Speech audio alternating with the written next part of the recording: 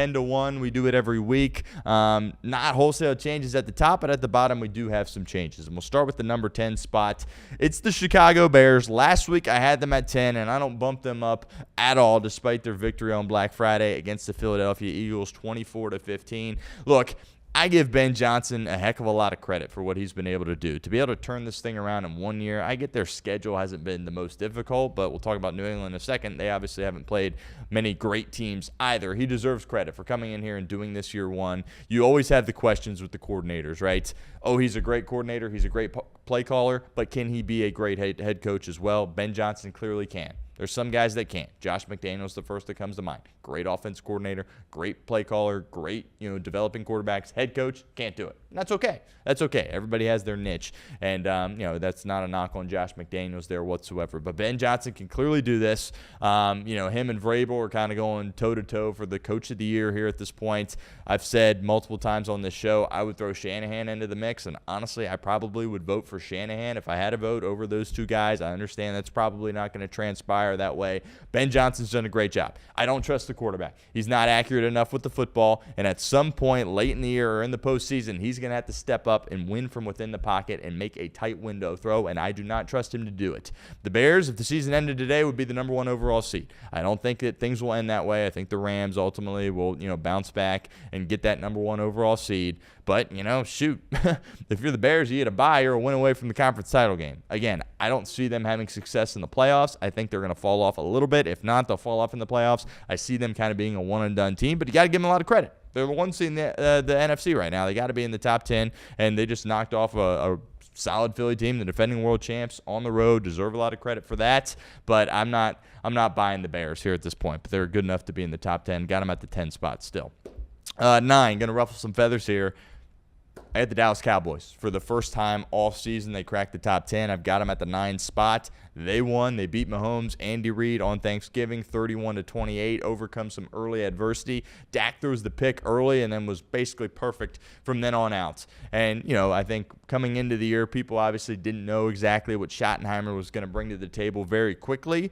You saw that, this guy can actually be a head coach. And actually, despite how bad the coaching search was for Dallas, this thing might work out. He clearly, can understand the heartbeat of a team. He can clearly hang in there as far as being at the podium, right, and being the voice for the team. And clearly he knows offensive football. And, this is the best Dak has looked in quite some time. Dak's had some solid years, but this is the best Dak Prescott we've seen. And then you got to give credit to Jerry Jones, as crazy as that is to say. People were banging on him for trading Micah Parsons. That was the right move. Right? I'm not going to say that Dallas definitely won that trade. I think it worked for both. Green Bay, they're ready to go compete for a world title right now. They give up first-round picks. They get Micah Parsons. Works for them. For the Cowboys, what was Micah on that defense going to do? It still wasn't going to be a very good defense, so they get Clark from Green Bay, and then they make the trade from Quinnen Williams. Now all of a sudden it's like, it's a formidable defense, right? You talk about the Bengals defense just needing to be average. Well, how Dallas is structured is very similar, right? So they just kind of need to be average there as well. And these past few weeks, they've been solid. And they have 28 points to the Chiefs. It's not perfect by any stretch, but it's good enough. And Pickens appears to be the acquisition of the offseason. We'll see if Jerry messes around with an extension. Obviously, he's got off-the-field problems and is still immature, and I think he'll probably always be immature, but guy looks like Randy Moss out there, and I know that's a little bit hyperbolic, but the guy looks like a really, really good receiver. At elements throughout this year, it's like, he's the one, and CeeDee's the 2, which is crazy to say, but that's kind of how it feels right now. They have a difficult game Thursday, right? The NFC is so difficult getting in the playoffs. I don't think they're going to catch Philly. I think Philly still wins that division, and the wild card teams the Packers right now are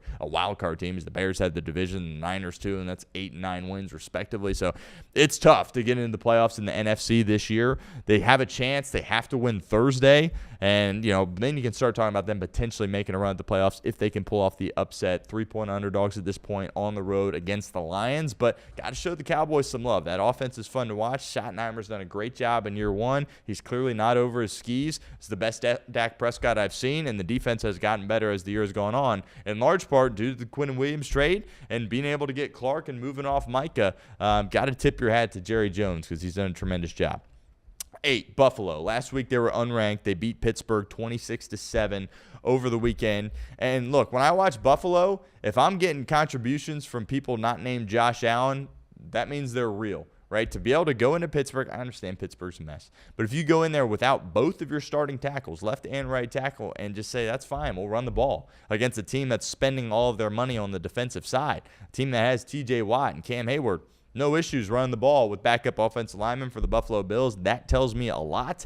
I know what I have in Josh Allen. We all understand what Josh Allen can bring to the table. It's about the pieces around him. Can the defense hang in there? Can you have some semblance of a run game? Buffalo showed yes to both of those past 2 weeks. And given how weak, or I should say the on Sunday against Pittsburgh, but given how weak the AFC is, and you got Josh Allen, if you show just, competency around your offensive line and your defense, they're absolutely in the top 10 here. So they vault in at number 8 after being unranked last week. 7, I've been saying this for a couple of weeks. Watch out for the Houston Texans. And, yep, they went into Indianapolis, pull off an upset. C.J. Stroud coming back. Defense is so critical in the National Football League, and that might seem like no kidding, Stone, but it's true, and the Texans are unbelievable on defense, literally unreal. If you haven't watched the Texans, go watch them, right? You might think, they're getting these boring games. The defense isn't boring to watch. They're unbelievable. They get after the passer. They got Danielle Hunter. Will Anderson's one of my favorite players in the National Football League. He's tremendous. They have a lockdown corner in Stingley. Their linebackers are good. Al Shire, however you say his name, he's tremendous. Might be a little bit of a dirty player, but he'll get after you and he'll hit the heck out of you there as well. Texans are the real deal. I picked them to win the division before the year, and I'm going to stay with that. I think they're going to chase down the Indianapolis Colts. Obviously, they just beat them. Nobody talking about Jacksonville, by the way, but I think Houston is the best team in that division right now. And I'm high on the Texans. I got them at 7. If Stroud can just take care of the football, make the throws he needs to make, they don't need him to be Superman to win some of these games. Don't sleep on the Houston Texans. I've got them at 7. Was our favorite play of the week last week, plus 3.5 against the Indianapolis Colts, and they went in there and won the football game there as well. All right, now we move into our top 6 here. San Francisco 49ers, really high on them. Shanahan, as I mentioned at the top of this segment, tremendous job. He should be getting Coach of the Year love. He's not really at this point, but he absolutely deserves it. Last week I had him at 6. Keep him at 6 right here. They go into Cleveland. They beat the Browns 26-8. Look, the Browns are very dysfunctional. They're experimenting with Shedeur Sanders right now, but it's a bunch of backups for the Niners. All their guys are hurt. No Bosa, no Warner. Just guys dinged up left and right for them, and they just continue to reload. And Salah's done a tremendous job. We talked about him potentially being the top head coach candidate this cycle a couple of weeks ago. He's been outstanding. Shanahan's great. They're running the ball with McCaffrey. That's the key, obviously. I think a lot of Niner fans, a lot of people are kind of holding their breath because it's like, McCaffrey hasn't gotten hurt in a while. And, that obviously was kind of an issue earlier in his career. And he's been healthy for, considerable period of time here. Obviously hope that continues. If they lose him, I don't know if they'll be able to overcome that. Tremendous. Purdy, shaky, obviously, in the Monday night game against the Panthers, throwing all the interceptions. Thought he played well. And sometimes, with a guy like Brock Purdy going into that kind of environment with that kind of weather wasn't as bad as I think many people anticipated in the game against Cleveland. But to go in and just execute and make some big-time throws in the wind, in non-ideal elements says a lot about him. And I think it should give you some confidence that he can play well in the postseason. Obviously, he's played well in the postseason throughout his career to this point. But that division is the best division in football, despite how bad the Cardinals are. Those 3 teams, man, in the NFC West are absolutely unbelievable. And obviously a lot of people talking about the Rams and Seahawks, and rightfully so, but look out for the Niners. Look out for the Niners. I think they get into this playoffs. Obviously, they'd probably be a wild card at this point. I think they can beat anybody. And, I'm very high on the Niners. Shanahan's done a tremendous job with all the injuries that he's had to overcome. 5, Seattle. Last week had them at 4. They beat the Vikings 26-0. Minnesota didn't even really have a quarterback, and you could argue when their starters out there, they don't really have a quarterback either, of course, and J.J. McCarthy. But Darnold, past couple of weeks, I'm not quite as high on him. And, that performance against the Rams where he threw all those picks and basically single-handedly lost them that game, that's going to live in my mind really leading up to the postseason. So there's a trust element that I don't exactly have in Darnold. He's played at a high level throughout the duration of the year. I'm a little worried about that, right? If you're facing, one of these top teams in the NFC or even like a wild card team, right?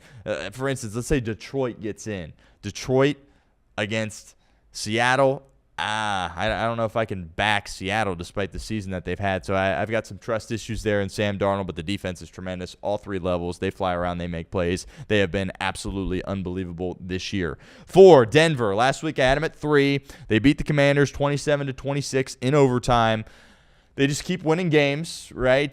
There's always a team like this in the NFL seemingly each and every year where they just win games, right? But it's like, we don't really fully trust you. I don't know if we can, trust on you to win games in the postseason. Got to give them credit. The defense is good. Bo Nix, what a roller coaster ride it is to watch him play NFL football. Sometimes, franchise guy. Sometimes it's like, could he even be a backup in this league? So watching him is a roller coaster experience. Talked about this yesterday. I feel like Sean Payton, just run the ball sometimes, right? I feel like he's trying to prove to the rest of the NFL that, we got our guy in Bo Nix and he's a great player. Run the ball a little bit. Take some off the shoulders. Shoot. Run Bo Nix a little bit there as well. I think that certainly could be advantageous for the Denver Broncos. But it can beat anybody, but if they went one and done in the playoffs, wouldn't surprise me at all. But obviously, they have their sights on competing for the number 1 seed. We'll get to the team that currently is at the top of the AFC here in a second. Packers at 3. I've been high on them all year. At the beginning, they left a lot to be desired, right? Of course, they had the game early against Cleveland, whereas they were messing around late in that game. It's like, what are you doing? And they tied Dallas when Dallas was kind of in shambles, particularly on defense. Lost to Carolina, right? So they've had some questionable games, but I thought they looked fantastic on Thanksgiving. Jordan Love deserves a lot of credit. I don't think he gets enough credit for what he's able to do for that Packer offense. They're really, really good. I've got them at number 3. I picked them to go to the Super Bowl before the year, and I'm sticking to that right now. Really impressed with the Green Bay Packers. 2, the Rams. Obviously, they lost to the Carolina Panthers. I'm not freaking out about that, to be completely honest with you, right? Stafford was the MVP frontrunner going into the game, had 2 picks, had the fumble there as well. He's not going to turn the ball over 3 times. That's not Matthew Stafford, right? He was going on a crazy run, not throwing interceptions before he threw the 2 against Carolina. Early game, they're going from the West Coast all the way across the country to Charlotte. And, Carolina, they deserve some credit for how they were able to play. They played really well in that game. I'm not pressing the panic button at all for the Rams. They're going to be just fine. I think ultimately they still have the number 1 seed in the NFC. I've got them still at number 2. And at 1, I've got the New England Patriots. I've had them at number 1 since November 5th. I think a lot of people around, certainly the media nationally, are starting to wake up to that a little bit more. They're just a buttoned-up football team. Vrabel's done a tremendous job. I would say he's probably the coach of the year front runner here at this point. I get the schedule's been weak, but they're taking care of business. They beat the crud out of the Giants last night, and the pads were popping early, particularly in that first half. You remember the Rose Bowl last year, Oregon and Ohio State, where Ohio State was just mauling people early on in that game against Oregon. Kind of felt that way last night on Monday Night Football against the Giants. Giants have a lot of work that they need to do. Obviously fired their coach, but I'm really high on the Patriots. Some people thought that, they're a year away. I don't know. I feel like they're kind of in a spot right now to potentially make some noise in the AFC.